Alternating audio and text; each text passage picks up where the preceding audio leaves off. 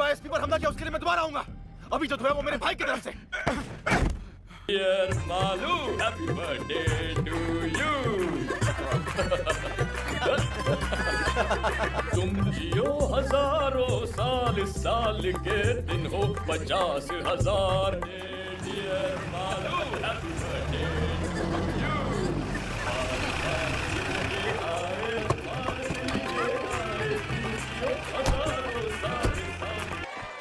Happy birthday to you. Happy birthday to you. Happy birthday dear Malu. Happy birthday to you. चाचू खिलाओ। दे रही हूँ। Happy birthday. तुम भी लो। सबको खिलाओ। आनंद तो दो ना। कब से इंतजार कर रहा हूँ।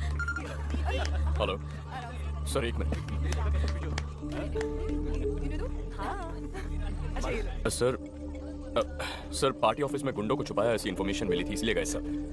जब वो लोग हाथापाई पर उतर आए तो सेल्फ डिफेंस में सर मैं वार्न करूंगा ना, जरूर करूंगा। यस सर, मैंने आपसे कहा ना सर, हमारी तरफ से इन्वेस्टिगेशन बिल्कुल स्लो डाउन नहीं हुआ है। बस एविडेंस में 19-20 जोड़ने की बात है, ऊपर से मर्डर केस है सर। उसी ने किया है सर, कोई शक नहीं है। सोचा था थोड़ी और तैयारी के बाद ही अरेस्ट करने जाएंगे। नहीं सर, देरी नहीं होगी सर। समझ गया sir. Yes sir, okay sir. Sir हम लोग चार्जशीट पढ़ो। पिछले अप्रैल 13 तारीख की रात 11:30 बजे ऑटो चलाने वाला अक्यूज्ड रामू की ताड़ी शॉप में आ गया। वहां पर उसने बहुत ज्यादा पी ली। इस हालत में गाड़ी मत चला, मैं छोड़ दूंगा। घर नहीं जा रहा हूँ मैं। फिर इतनी रात को तू कहाँ जा रहा है? रामू दादा, हाँ, बहन की शादी की पूरी तैयारियां कर ली है मैंने अपनी हैसियत से बढ़कर उसके लिए लड़का ढूंढ लिया है। उनकी मांगे मानने से पहले मैंने उस कुत्ते की औलाद को साफ साफ बोला था कि 75,000 रुपए मुझे शादी के वक्त जरूर दे देना।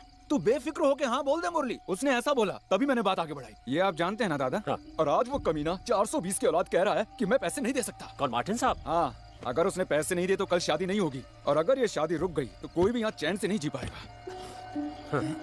कुछ भी हो, इस समय तू वहां मत जा। अरे सुनो तो। अक्यूज्ड वहां से सीधे मार्टिन के घर पहुंचा। पैसों की बात को लेकर बहस हो गई। तुमने जो 75,000 का वादा किया था कल चाहिए, अपनी बहन की शादी करवानी है। पैसा देने के लिए मैंने किसी से एग्रीमेंट नहीं किया है, हो सकेगा तो दे दूंगा कहा। तारीख पक्की करने को बोलना, प्रॉमिस नहीं तो और क्या कुत्ते। उसने आपा खो दिया और मार्टिन की गर्दन को कस के पकड़ा और पूरी ताकत से दीवार पर जोर से मारा। मार्टिन बैलेंस खो के गिर गया। उसकी पत्नी शीबा डर के मारे जोर से चिल्लाई। अपनी जेब से पेपर स्प्रे निकालकर मुरली ने उसके चेहरे पर स्प्रे कर दिया। कंट्रोल खो देने के बाद वो भी जमीन पर गिर गई। इस बीच उठने की कोशिश करने वाले मार्टिन पर भी मुरली ने स्प्रे कर दिया। मार्टिन जमीन पर पड़ा हुआ था, तब मुरली ने अपनी कमर में छुपाए हुए लंबे स्क्रू ड्राइवर को निकालकर उसके सीने में घुमता गया। ठीक उसी समय उसने देखा कि शिवा उठने की कोशिश कर रही है। मुरली ने उसके सीने में 2 बार स्क्रू ड्राइवर घोंपा।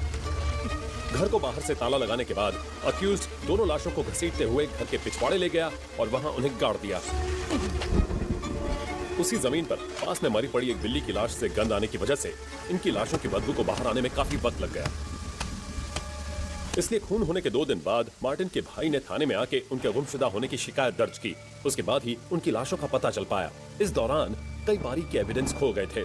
मार्टिन का फोन भी नहीं मिला और कुछ सबूतों को अक्यूज्ड ने खुद मिटा दिया। Sir, this is the story. लेकिन वो लड़का जिसे मार्टिन की वजह से कॉलेज से डिसमिस किया था, वो अभी भी एक स्ट्रॉन्ग सस्पेक्ट है। पूछताछ करने के लिए मैंने कल उसे स्टेशन पे बुलाया है। सस्पेक्ट तो है लेकिन स्ट्रॉन्ग नहीं। ऐसा एक मोटिव हम जरूर बोल सकते हैं, जबकि उसके खिलाफ कोई भी एविडेंस नहीं है। सिर्फ इतना ही नहीं सर, मुरली की बहन की शादी के लिए एक अच्छी रकम देने का वादा मार्टिन ने किया था सर, जो उसके पहले बयान में भी था। लेकिन ऐन मौके पर उसने पैसे नहीं दिए, इसीलिए वो शादी रुक गई, दहेज की समस्या को लेकर। पर यह भी तो कहाँ सुना मोटिव है। सर, मुरली उस घर के एक सदस्य की तरह था। ये उसके और बाकी लोगों के बयान से हम लोग पहले से ही जान चुके हैं। वो लेडी शॉपिंग वगैरह के लिए उसी की ऑटो में जाया करती थी। सस्पेक्ट घर के कोने कोने से वाकिफ है। ये बात मार्टिन के भाई के बयान में है। और फिर मरने वाले दोनों के बदन पे इंजरीज बहुत गहरी थी। इसका मतलब है जिस हथियार का इस्तेमाल किया वो मोस्ट प्रोबेबली स्पाइरल शेप वाला लंबा स्क्रू ड्राइवर होगा। और मुरली जैसे ऑटो रिक्शा वाले के पास ऐसा स्क्रू ड्राइवर का होना एकदम लाजमी है। लेकिन उसके बयान में कोई भी चूक नहीं थी जिससे हम शक कर सके। उसके बयान पर विश्वास किया तो महसूस नहीं हुआ कि झूठ है। बयान मैंने लिया था। महसूस की बात नहीं चलेगी, हमें पक्का जवाब चाहिए। जानता हूं, लेकिन वो जवाब हम थोड़ी ना बना सकते हैं सर।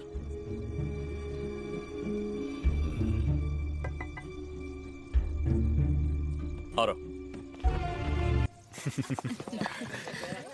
अरे अरविंद, तुम आज कॉटेज जाओगे? हाँ आज छोटे चाचू कहीं नहीं जाएंगे, है ना चाचू? मैं कल सुबह जाऊंगा भाई। हम भी कल ही जाते तो अच्छा था। हाँ हाँ, जैसे स्कूल 4 सर्जरी कल के लिए पोस्टपोन करके रखा है, नहीं तो मैं भी यहीं रुक जाता। हाँ, ये कौन सी नई बात है। Okay okay okay bye bye bye bye. अरे तू तो उधर का रास्ता ही भूल गया। बच्चे मिस कर रहे हैं तुझे। अभी अभी ज्वाइनिंग हुई है ना दीदी। अच्छा, आकर एक बार शक्ल दिखाने की भी फुर्सत नहीं है तुझे। तो ठीक है अरविंद, सुरेश के पॉस्को केस की हियरिंग 24 को है ना, तो हम वहीं मिलेंगे। ठीक है। सुना दीदी, अदालत में मेरी धज्जियां उड़ाने की बात कर रहे हैं वकील कुछ जी। भी। चल चल, सिर्फ तेरे अकेले की वजह से उसे बेल नहीं मिली। इस बार थोड़ी मेहरबानी करना। जी देखते हैं। तो हम चलते हैं। Bye bye bye, good night. Bye. Bye. बोलो क्या प्लान है? हम लूडो खेलेंगे। अच्छा आइडिया है, अरविंद, ऊपर आओ। मैं भी आता हूँ। हमको खेलने दो ना प्लीज। खेल खत्म। अब तुम दोनों वायरलेस की बातें सुनते बैठो। Cobra, panther, zebra. Delta 1 answering. Delta 1 control sir, headquarter से इंस्ट्रक्शन मिली है कि टूरिस्ट एरिया के सभी होटल्स और उनके आसपास की दुकानों को चेक किया जाए। ओके, समझ गया। रॉजर। तेरी गाड़ी का क्या हुआ? अभी तक डिसाइड नहीं किया, 1-2 गाड़ी टेस्ट ड्राइव की है। स्विफ्ट ही ठीक रहेगी, तेरे लिए वही सही है। वो तीनों कमजोर ऑफिसर्स नहीं है, मुरली ने ही ये किया है। 100% यकीन है उन्हें, और सिर्फ उन्हें ही नहीं, मुझे भी। खामखा किसी निर्दोष को फंसाए ऐसे लोग नहीं है, ना वो ना मैं। मैंने ऐसा तो नहीं कहा बड़े भाई। मैंने लॉ छोड़कर जब सर्विस ज्वाइन की तब एक अच्छा पुलिस वाला बनूंगा, ऐसा प्रॉमिस किया था अपने आप से। आपको देखकर ही मैंने ये फैसला किया था। आप ही से मैंने सब कुछ सीखा है, वरना पिताजी की दी गई जमीन पर खेती बाड़ी करके बैठ जाता।